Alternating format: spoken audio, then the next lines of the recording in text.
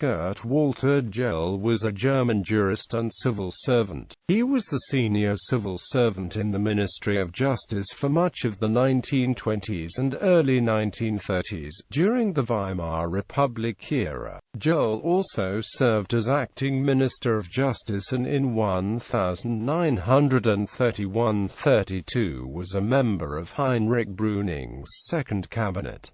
Early life. Curt Walter Joël was born on 18 January 1865 at Greifenberg, Silesia, in what was then the Kingdom of Prussia. His father, Hermann, was a lawyer and notary there and came from a family of Jewish merchants from Danzig. Curt Joël's mother was Else, also from a family of Jewish merchants. After her husband's death, she married Theodor Rompeder in 1883, founder and head physician at the family-owned sanatorium Gorbesdorf. Curt's siblings included Eugen, Dry, Med, and after 1902 head of the sanatorium Gorbesdorf, Arthur, textile merchant and manufacturer at New York, and Walter, president of a finance gericht. His cousin Otto Joël was founder and long-serving president of Banca Commercial Italiana. Curt Joël married Vally von Dressler at Breslau in 1899.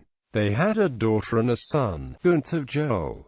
Early career. He studied law at Jena, Freiburg im Breisgau and Berlin. From 1899, he was a prosecutor at Landgerichte in Hanover and Berlin. 1903–06 at the Kammergericht and 1906–08 judicial aide at the Reichsanwaltschaft at Leipzig. In 1908, he was promoted to Geheimer Regierungsrat and Vortragendenrat at the Reichsjustizamt. At the outbreak of World War I, Joël served as Landwehroffizier at the Counterintelligence Department of the Stellvertretender Generalstab in Berlin. From early 1915 until November 1917, he was a Hauptmann, in charge of a department in occupied Belgium and head of the General Gouvernement's Central Polizeidienst. He also remained active in counterintelligence. In 1915, he fought determinedly, but unsuccessfully, against the execution of British citizen Edith Cavell, who had been found guilty of treason. In October 1917, he became a director at the Reichsjustizamt and subsequently was named Deputy Bundesratsbevollmächtigter of Prussia. In early 1918, Joël resumed work on a reform of criminal law he had previously worked on in 1908 and since 1911 as a member of the Grossstrafrechts Commission. Together with three co-workers he finished the reform draft in 1919.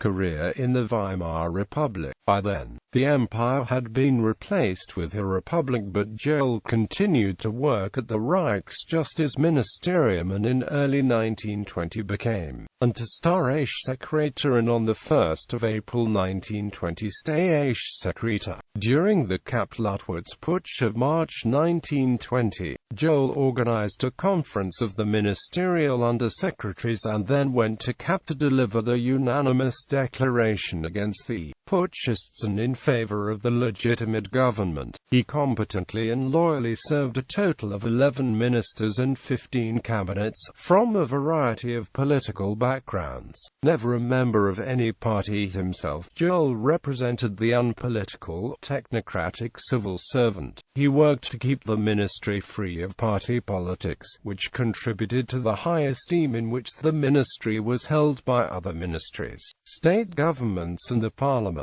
During this time he served repeatedly as acting Minister of Justice, first in the cabinet of Chancellor Wilhelm Marx. Joël was particularly close to Gustav Radbruch, Kuno von Westarp, Heinrich Brüning and Wilhelm Karl. However, in October 1931, at that point again acting minister since 1930, Joël acceded to Brüning's request to become Minister of Justice in his second cabinet. The cabinet resigned in June 1932, and Joël then refused the offer by Franz von Papen to join its successor. since he did not want to be a party to the planned lifting of the legal ban on Sturmabteilung and Schutzstaffel, which he had earlier co-signed into law. Joël died on 15 April 1945 in Berlin.